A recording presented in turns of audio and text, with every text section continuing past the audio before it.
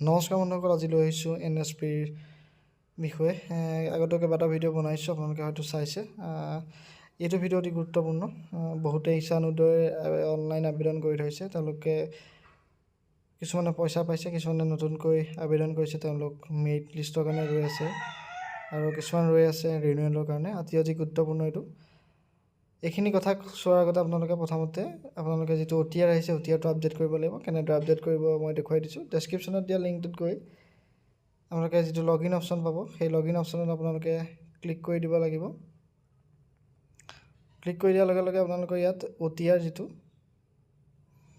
সেই OTRটোৰ registration number আৰু password ভৰাবলৈ আহিব। আপোনালোকে ৰেজিষ্ট্ৰেশ্যন নাম্বাৰটো যিটো মোবাইলত আহিছে সেইটো ভৰাই দিব।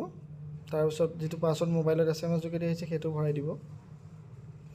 ভৰাই দিয়াৰ লগে লগে লগইন হৈ যাব। আৰু যিসকলে লগইন কৰা নাই, যিসকলে এতিয়ালৈকে ৰেজিষ্ট্ৰেশ্যন কৰা নাই, নতুন স্কলাৰশ্বিপ আবেদন কৰিবলৈ বিচাৰি আছে বা স্কলাৰশ্বিপ আবেদন এতিয়ালৈকে অহা নাই বা আহিছে, নতুনকৈ আবেদন কৰিব, তেওঁলোকে কি কৰিব লাগিব সেই বিষয়ে এটা ভিডিঅ' বনাই থৈছে। আপোনালোকে মোৰ ডেছক্ৰিপশ্যনতে লিংকটো দি দিছোঁ, এবাৰ চাই ল'ব কেনেদৰে ৰেজিষ্ট্ৰেশ্যন কৰিব লাগিব। সম্পূৰ্ণ প্ৰচেছ মই দিয়া আছে। এতিয়া লগইন কৰাৰ পিছত আপোনালোকে কাৰেণ্ট পাছৱৰ্ডটো দি, নতুনকৈ এটা পাছৱৰ্ড দি আকৌ কনফাৰ্ম পাছৱৰ্ড কৰি ইমেজ কেপচাটো যিটো আছে সেইটো ভৰাই দিব। মনত ৰাখিব, নতুনকৈ এটা পাছৱৰ্ড দিব লাগিব। প্ৰথম এটা শব্দ আপোনাৰ কেপিটেল থাকিব লাগিব, এটা স্পেচিয়েল কেৰেক্টাৰ আৰু নাম্বাৰ মিলাই টোটেল 8টা ডিজিটৰ এটা পাছৱৰ্ড বনাব লাগিব আপোনালোকে। এতিয়া ইয়াত কেপচাটো এনেদৰে ভৰাই ল'ব। ভৰাই লৈ আপোনালোকে ছাবমিট অপশ্যনটোত ক্লিক কৰি দিব লাগিব। এইটো ছাবমিট অপশ্যন দিছে ন, ছাবমিট অপশ্যনত আপোনালোকে ক্লিক কৰি দিব। ছাবমিটত ক্লিক কৰি দিয়াৰ লগে লগে পাছৱৰ্ড চেঞ্জ ছাকচেছফুলি বুলি আহিব। তাৰপিছত আপোনালোকে পুনৰ ৰিটাৰ্ণ যাব লাগিব। ৰিটাৰ্ণ যোৱাৰ পাছত আপোনালোকে লগইন কৰিব। এইটো ৰেজিষ্ট্ৰেশ্যন যিসকলে কৰি থৈছে সেইসকলৰ বাবে। ৰেজিষ্ট্ৰেশ্যন যিসকলে নাই কৰা সেইসকলে মই আগৰ ভিডিঅ'টো এবাৰ চাই লৈ এই কামটো কৰিব। এতিয়া পুনৰ বেক হোৱাৰ পাছত পুনৰ এণ্টাৰ OTR নাম্বাৰ, যিটো মোবাইলত SMS যোগেদি OTR নাম্বাৰ গৈছে সেইটো আপোনালোকে ইয়াত ভৰাই দিব।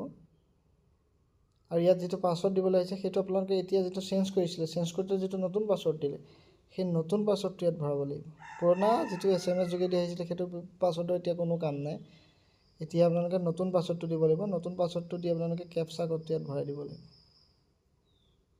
কেপচা কোডটো ভৰাই দিব। এইটো দেখিছে মই ভৰাই দিছোঁ কেনেকৈ, IZFLH7 আৰু যেনেকৈ আছে তেনেকৈ আপোনালোকে কেপচা কোডটো ভৰাব। ভৰাই আপোনালোকে ইয়াত লগইন অপশ্যনটো যিটো আছে সেই লগইন অপশ্যনত আপোনালোকে ক্লিক কৰি দিব। OTR আইডিটো ইনভেলিড বুলি কৈছে, কিবা এটা হয়তো ভুল হৈ আছে, মই এইটো কাৰেকশ্যন কৰি লৈছোঁ। আপোনালোকে এনেদৰে লগইনটো কৰি ল'ব। আৰু এবাৰ ভুল হোৱাৰ পিছত আকৌ এণ্টাৰ কেপচাটো পুনৰ মাৰিব লাগিব, সেইটো মনত ৰাখিব। পুনৰ এনেদৰে কেপচাটো ভৰাই ল'ব। MQLJJ তাৰপিছত লগইন কৰি দিব। লগইন কৰি দিয়াৰ লগে লগে আপোনালোকৰ ইয়াত লগইন হৈ গৈছে। লগইন হোৱাৰ লগে লগে আপোনালোকৰ গোটেই ডিটেইলছটো আহি যাব, কেনেদৰে আপোনালোকে এপ্লাই কৰিছিলে। আপোনাৰ ফটোৰ সৈতে আহি যাব। ফটো, আপোনাৰ দেউতাৰ নাম, মাৰ নামৰ পৰা আদি কৰি OTR নাম্বাৰৰ পৰা আদি কৰি গোটেই ডিটেইলছখিনি আহি যাব। ফোন নাম্বাৰ, ইমেইল ID, আধাৰ নাম্বাৰ, আধাৰ অথেণ্টিকেশ্যন, ফেচ অথেণ্টিকেশ্যন হৈ আছেনে নাই, এই গোটেইখিনি আপোনালোকে ইয়াত ডিটেইলছ আহি যাব। আৰু যিসকলে ফেচ অথেণ্টিকেট কৰা নাই তেওঁলোকে ফেচ অথেণ্টিকেট কৰি ল'ব। আপোনালোকে ইয়াত আপোনালোকৰ গোটেই ডিটেইলছটো আহিব। ইয়াত ফোন নাম্বাৰো আপোনালোকে চেঞ্জ কৰি ল'ব পাৰে। আৰু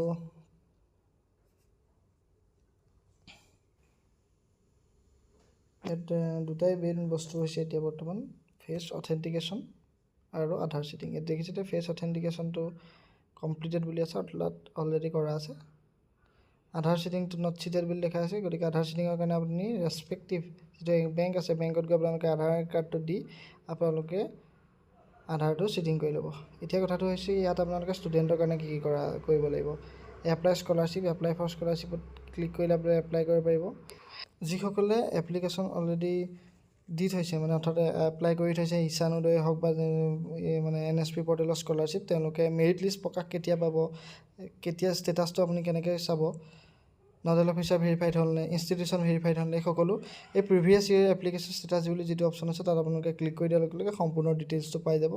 আৰু যিসকলে পে'মেণ্টটো পাবলৈ ৰৈ আছে, মেৰিট লিষ্টত নাম আহিছে, তেওঁলোকে ট্ৰেক ইয়ৰ পে'মেণ্টত ক্লিক কৰি আপোনালোকে নিজৰ নিজৰ বেংক একাউণ্ট NSP যিটো ID সেইটো দি পেলাই আপোনালোকে পে'মেণ্টটো চেক কৰিব পাৰে কেতিয়া সোমাব কি কথা আৰু আধাৰ চিটিং ষ্টেটাছটো আপোনালোকে ইয়াৰ যোগেদি চেক কৰি ল'ব পাৰে এতিয়া কথাটো হৈছে আপোনালোকে কেনেদৰে আপোনালোকৰ প্ৰিভিয়াছ ইয়াৰ এপ্লিকেশ্যনৰ ষ্টেটাছটো আপোনালোকে চেক কৰিব পাৰিব সেই বিষয়ে মই আপোনালোকক আজি দেখুৱাই দিবলৈ লৈছোঁ গতিকে এতিয়া চাওক আপোনালোকে প্ৰথমতে প্ৰিভিয়াছ ইয়াৰ এপ্লিকেশ্যন ষ্টেটাছ বুলি যিটো অপশ্যন আছে তাত আপোনালোকে ক্লিক কৰি দিব ক্লিক কৰি দিয়াৰ লগে লগে আপোনালোকৰ ইয়াত দুটা অপশ্যন দেখিব একাডেমিক ইয়াৰ সেইটো আপোনালোকে চিলেক্ট কৰিব তাৰপৰা ৰিনুৱেলটো চিলেক্ট কৰি ল'ব বা ফ্ৰেছ চিলেক্ট কৰিব চিলেক্ট কৰি আপোনালোকে এপ্লিকেশ্যন ID পাছৱৰ্ড আৰু কেপচাটো ভৰাই দিয়াৰ লগে লগে এনেদৰে ডিটেইলছটো আহি যাব ইয়াত দেখিছেনে আধাৰ বেছ পে'মেণ্টটো এই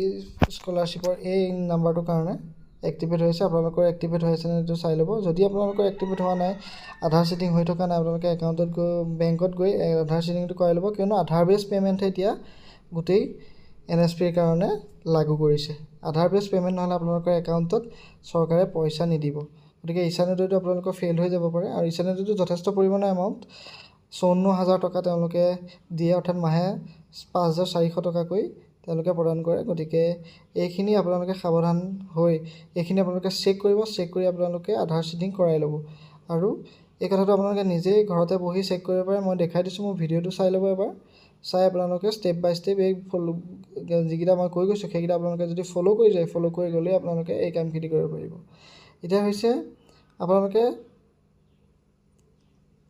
স্কলাৰশ্বিপ এপ্লাই কেনেদৰে কৰিব ইয়াৰ স্কিম অন NSP বুলি যিটো অপশ্যন দেখিছে মোৰ ষ্টুডেণ্টছৰ তলৰ 4 নম্বৰ তাত আপোনালোকে স্কিম অন NSP বুলি যিটো আছে তাত আপোনালোকে স্কিমটো চেণ্ট্ৰেল নে ষ্টেট আপোনালোকে চিলেক্ট কৰি ল'ব চিলেক্ট কৰি আপোনালোকে চেণ্ট্ৰেল কি স্কিমৰ স্কলাৰশ্বিপ বিচাৰিছে সেইটো আপোনালোকে ইয়াত ক্লিক কৰি দিব ক্লিক কৰি আপোনালোকে ষ্টেটখনৰ নামটো চিলেক্ট কৰিব চিলেক্ট কৰি ইয়াত চাৰ্চ কৰি দিব চাৰ্চ কৰি দিয়াৰ লগে লগে আপোনালোকৰ সন্মুখত কি স্কলাৰশ্বিপ এতিয়া আহি আছে সেইখিনি আহি যাব আৰু এই আহি যোৱা স্কলাৰশ্বিপৰ লিষ্টখন দেখিছেনে এনেদৰে আহি যাব ইয়াত আপোনালোকে গৈ আপোনালোকে এপ্লাই কৰিব পাৰিব ইয়াৰ স্কিম অপেন টিল 31 চান এনেকৈ দেখিছে ইয়াত আপোনালোকে ক্লিক কৰি দিয়াৰ লগে লগে স্কলাৰশ্বিপৰ গোটেই পেজটো আহি যাব তাত আপোনালোকে নিজৰ নাম গোটেই ডিটেইলছ বেংক একাউণ্ট সেইখিনি ফিল আপ কৰি দিয়াৰ পাছতেই আপোনালোকৰ স্কলাৰশ্বিপটো এপ্লাই হৈ যাব এপ্লাই হোৱাৰ প্ৰচেছটো মই আপোনালোকক পুনৰ এটা নতুন ভিডিঅ'ৰ যোগেদি জনাবলৈ চেষ্টা কৰিম আপোনালোকে ইয়াত গোটেই মই ডিটেইলছটো দি দিছোঁ কি স্কলাৰশ্বিপ আহিছে আৰু ইছানোডয়ৰ স্কলাৰশ্বিপটো এতিয়া অহা নাই সেইটো লাহে লাহে আহিব